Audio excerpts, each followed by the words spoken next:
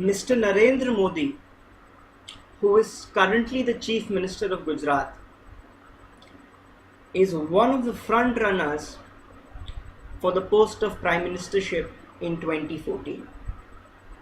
Mr. Narendra Modi has been rated as one of the most successful Chief Ministers in the whole of India, and to a large extent he is backed by India's corporate class to become India's next Prime Minister. We all know that secularism is the footplank on which Indian democracy rests. And so, it is very important for Indian citizens to evaluate every prime ministerial candidate on the scale of secularism. Since Narendra Modi currently is the media's darling and is the front runner for the post of prime ministership, it becomes even more important for us to evaluate him on the scale of secularism. Now, the bulk of the people, they are not aware of what Mr. Narendra Modi has done or what controversial things he has been a part of in the past. A lot of you will be surprised to know that when Mr. Narendra Modi took over the office of the Chief Minister of Gujarat, he destroyed a couple of temples in order to, further the plans of extending the Chief Minister's official secretariat. This move of his, it angered the Vishwa Hindu Parishad to such a great extent that at that time VHP passed a statement in which it said that this man was modern day Mahmud of Ghazni, as he was destroying temples. This move of him literally pitted him against the VHP. And if you analyze Mr. Narendra Modi's leadership with the top Hindutva leaders or the hardcore Hindutva leaders, then you will realize that Narendra Modi has not had a very familiar and, you can say, great relationship with the hardcore Hindutvavadis. It's a, fact which is very well known in the public sphere that Mr. Narendra Modi does not go well with Mr. Praveen Togadia, who is the working president of the Vishwa Hindu Parishad and a very, very staunch Hindutvavadi.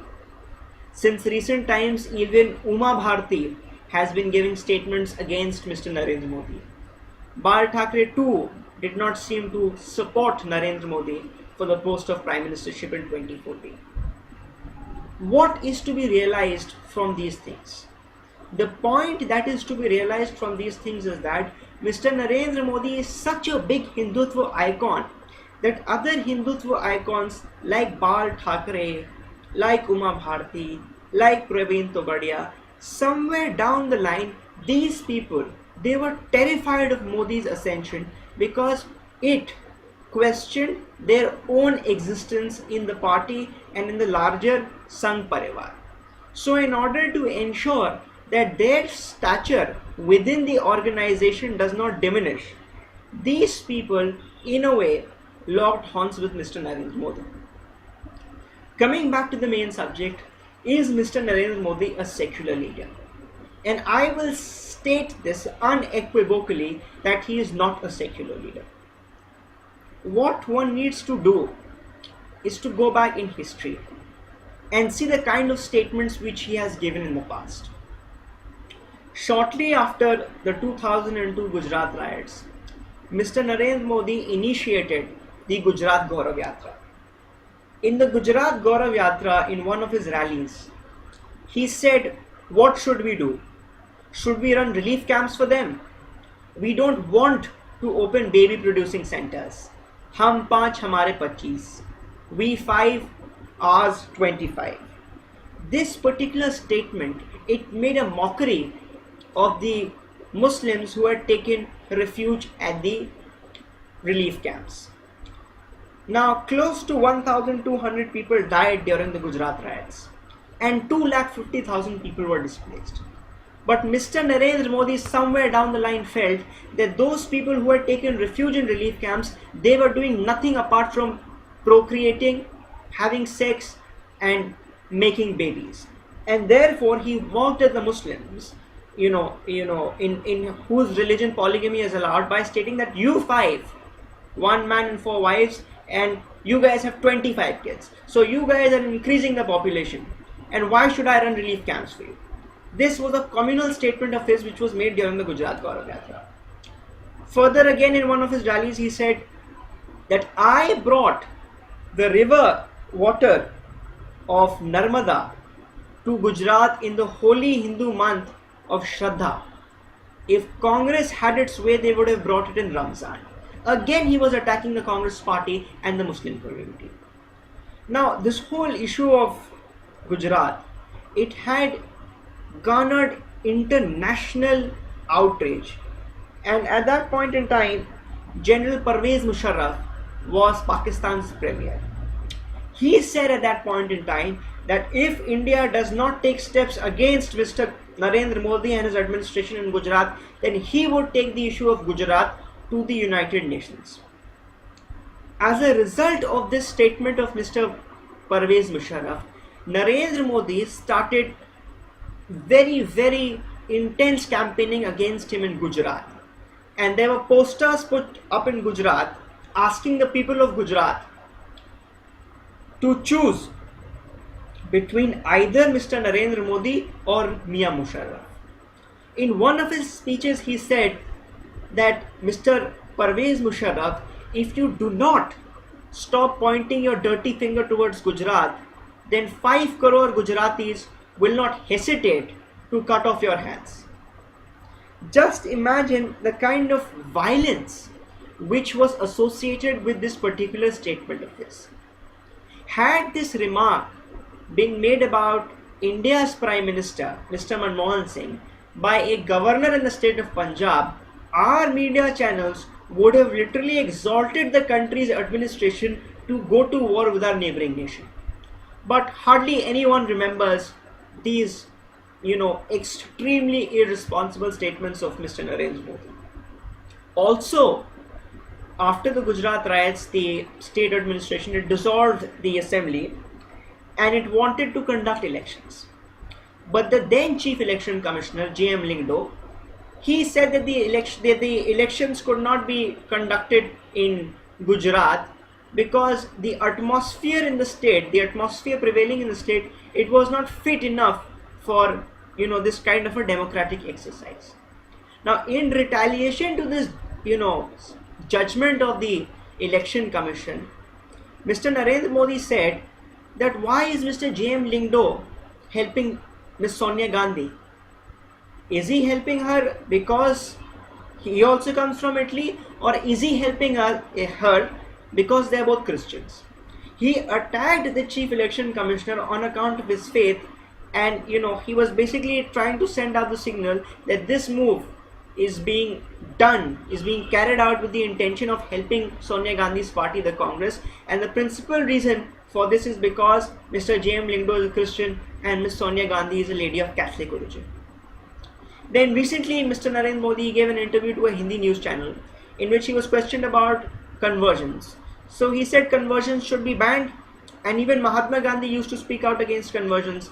And then he quoted the controversial findings of the Nyogi Commission, which was set up by the Madhya Pradesh government in 1950, and his conclusion was that conversions should be banned. So the anchor asked him that, sir, conversions have also happened from different faiths to the Hindu religion. So he said, what is the problem in that? Nobody calls it conversions because the people are coming back to their old homes, because the Hindu right believes that all the people of India, and yes indeed a huge amount of people of India, they were originally Hindus, they were converted to some other religion. So he said there is no problem in this, people can reconvert, but they should not convert to some other religion, because people do come back to their old homes. It's absolutely fine, but it is wrong to use foreign funded money in order to convert them to an alien faith. So these are the ideas of Mr. Narendra Modi. And you can see that once again during one of the HT summits, he was asked by Miss Madhu Trehan, who is now looking after News Laundry, that what is your idea of India? Do you see an India which is purely Hindu, and is there a place for Muslims in India? Now, instead of giving a clear, straightforward answer stating that yes, there is a place for all communities in India, including Muslims, he went around stating that this question is a problem of those people who do not understand Hindutva. And it is only the Hindu culture which honors everybody. We honored the Jews, we honored the Parsis, we honored everybody who's come over here. And it is only the Hindu who is capable of preserving the secular fabric of the nation. And if you do not recognize the all-encompassing nature of Hinduism and Hindus, then there would be conflicts. So basically, the ideology which Mr. Narendra Modi subscribes to is that of Hindutva supremacism and Hindutva appeasement. This is his basic ideology. Whenever he speaks in a particular tone. See, I am not saying that there is no Muslim appeasement in this country, there is no minority appeasement in this country. There is definitely a great amount of minority appeasement in this country. Whenever elections, are around the corner, these political leaders, they go to mosques and they get, they wear skull caps and they wear those scarves and they try and, portray to the public that they are very pro-Muslims and pro-minorities. They go to some mullah and they get a fatwa released that please vote for our party. So all these things happen, and I realize the fact that these things should not happen. Now, when you are portraying to be a secular leader, then you need to speak out against all kinds of fundamentalisms and all kinds of communalisms. Mr. Narendra Modi only speaks of one kind of communism. For example, he basically said a year back, he referred to Miss Indira Gandhi, and he said that when she was fighting elections in the Northeast, her party manifesto stated that if the Congress party came to power, then they would be running the state on the lines of the Bible. Now, this is obviously an atrocious statement which could have been made by an atrocious thing to be included in the party manifesto in a secular country like India. And Mr. Narendra Modi was right while pointing this out, that this should not have happened. But have you ever seen Mr. Narendra Modi speak out against Hindutva extremism? He took one step, that was of recommending death penalty for Maya Kudnani. But now his administration has taken that thing also. They have also gone back on that particular recommendation. They've taken it back. So Mr. Narendra Modi, we all know the kind of politics he is indulging in. He is not indulging in secular politics at all. And I say this with great confidence. We recently had the Gujarat Assembly elections. Not even a single Muslim was given a ticket by the Bharatiya Janata Party. So how can you say that Narendra Modi is a secular leader?